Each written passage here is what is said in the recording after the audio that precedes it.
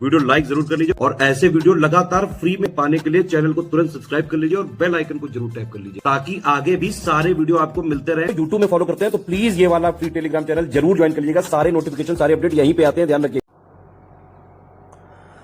नमस्कार साथियों, स्वागत है आप सभी का स्टडी फॉर सिविल सर्विसेज में। ये है हमारी इन्वायरमेंटल साइंस की क्लास और आज का जो हमारा टॉपिक है इन्वायरमेंट साइंस में वो है भारत में वन तथा वनों के प्रकार। वनों से अक्सर करके पेपर में सवाल आ जाता है, तो चलिए इसको देख लेते हैं क्या चीज़ है, कैसे काम करती है। देखो, वन एक जटिल परितंत्र है जिसमें मुख्य रूप से वृक्ष होते हैं जो असंख्य प्रकार के जीवों को सहारा देते हैं। बिल्कुल सही बात है ये। वनों को प्राकृतिक वन तथा मानव निर्मित वन में विभाजित किया जा सकता है। यानी वन दो प्रकार के हो सकते हैं, एक तो मैन मेड जो इंसान बनाए और दूसरा नेचुरल। प्राकृतिक वन वे हैं जो स्थानीय वृक्षों के उगने से प्राकृतिक रूप से बन जाते हैं। मानव निर्मित जंगलों के लिए मानव वृक्षों को स्वयं रोपित करके तैयार करते हैं। जलवायु, मिट्टी के प्रकार, भौगोलिक स्थिति और समुद्री सतह से ऊंचाई जंगलों के विभिन्न प्रकार को निश्चित करने वाले कारक हैं। ये चीज़ें डिपेंड करती हैं इन पर, जलवायु पे, मिट्टी पर, भौगोलिक स्थिति पर। जंगल डिपेंड करेगा कि वहाँ पर कैसा वृक्ष उगेगा। जंगलों को उनकी प्रकृति और संरचना के आधार पर वर्गीकृत किया जाता है। जिस जलवायु में वे विकसित हैं और जैसा पर्यावरण उनके चारों ओर होता है उसी के अनुसार उनको वर्गीकृत कर दिया जाता है।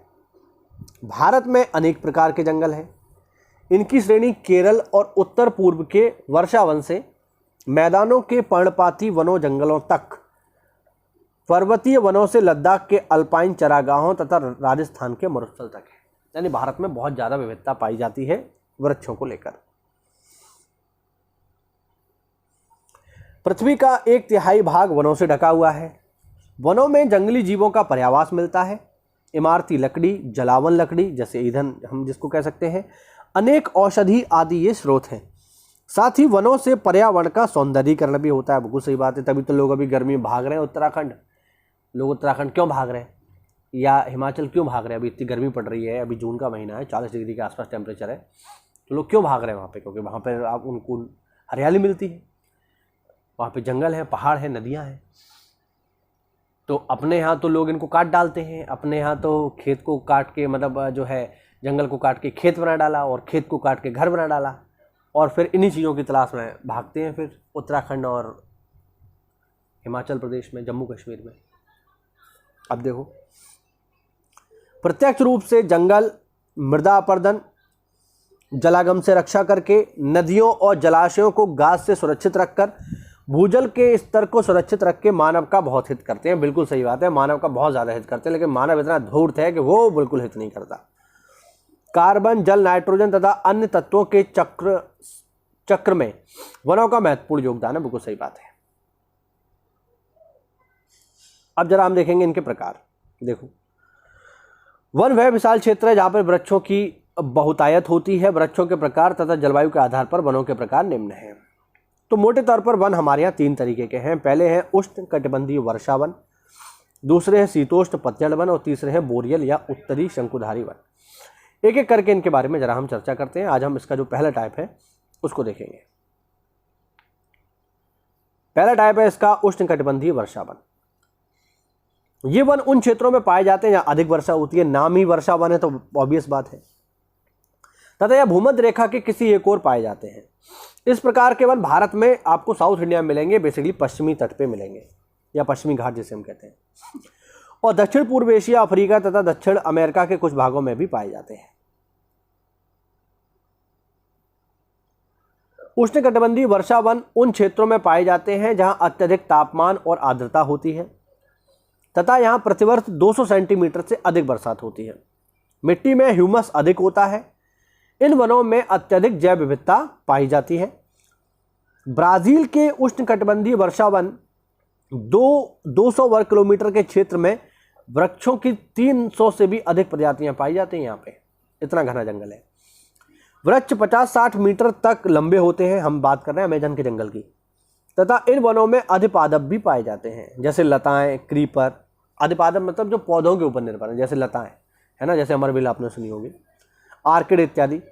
इन वनों में वृक्षों पर रहने वाले जंतुओं का बाहुल्य होता है, जैसे बंदर, उड़ने वाली गिलहरियां, घोंगे, मिलीपीड, सेंटीपीड, ठीक है ना।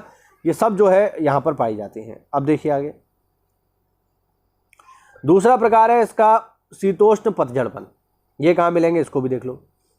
ये वन अधिकतर उत्तरी पश्चिमी मध्य तथा पूर्वी यूरोप, उत्तर पूर्वी अमेरिका, चीन, कोरिया, जापान, सुदूर पूर्व रूस, ऑस्ट्रेलिया में पाए जाते हैं।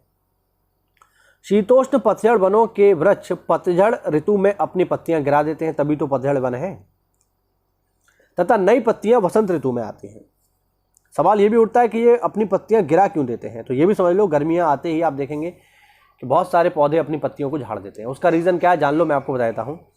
उसका रीज़न ये है कि अगर गर्मियों के मौसम में ये पत्ते अपनी अगर ये पौधे, ये पेड़ अपनी पत्तियां नहीं झाड़ेंगे तो गर्मी की वजह से इनके पास जितना भी पानी होगा वो वाष्पीकृत होकर सब उड़ जाएगा वातावरण में, तो इनकी मृत्यु हो जाएगी। तो अपने ऊपर सूर्य की रोशनी को कम करने के लिए क्या करते हैं, पत्ते गिरा देते हैं।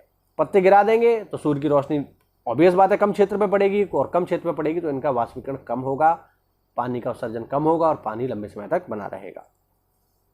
ध्यान रखना, ये रीज़न है इनके पत्ती गिराने का।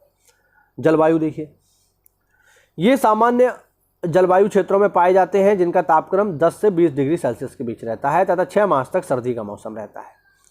वार्षिक वर्षा 75 से 150 सेंटीमीटर के बीच होती है। इन वनों में भूरी मिट्टी पाई जाती है जो पोषक तत्वों से भरपूर होती है। अब यहाँ कौन कौन से जीव मिलते हैं वो भी देख लो। इन वनों में सामान्यतः बलूत, बीच, हीथ, चेस्टनट, ये पौधों के नाम है पेड़ों के, बुर्ज, चीड़ के वृक्ष पाए जाते हैं। इनमें झाड़ियां तथा ऊंचे शाकीय पौधे कालीन की तरह पाए जाते हैं। पूरी तरह से घास पर निर्भर रहने वाले जंतुओं में हिरन, बाइसन, रोडेंट इंपॉर्टेंट है। इन वनों में रोडेंट एक प्रमुख भूमिका निभाते हैं। रोडेंट मतलब जैसे जो गिलहरी जैसे जीवों ने रोडेंट कहा जाता है, घिरैली है, चूहा है, ठीक है। ये बीज, फल तथा वृक्षों की पत्तियां खाते हैं। शीतोष्ण वनों में काला भालू, रैकून, जंगली बिल्ली, भेड़िए, लोमड़ी जैसे सर्वाहारी जंतु पाए जाते हैं।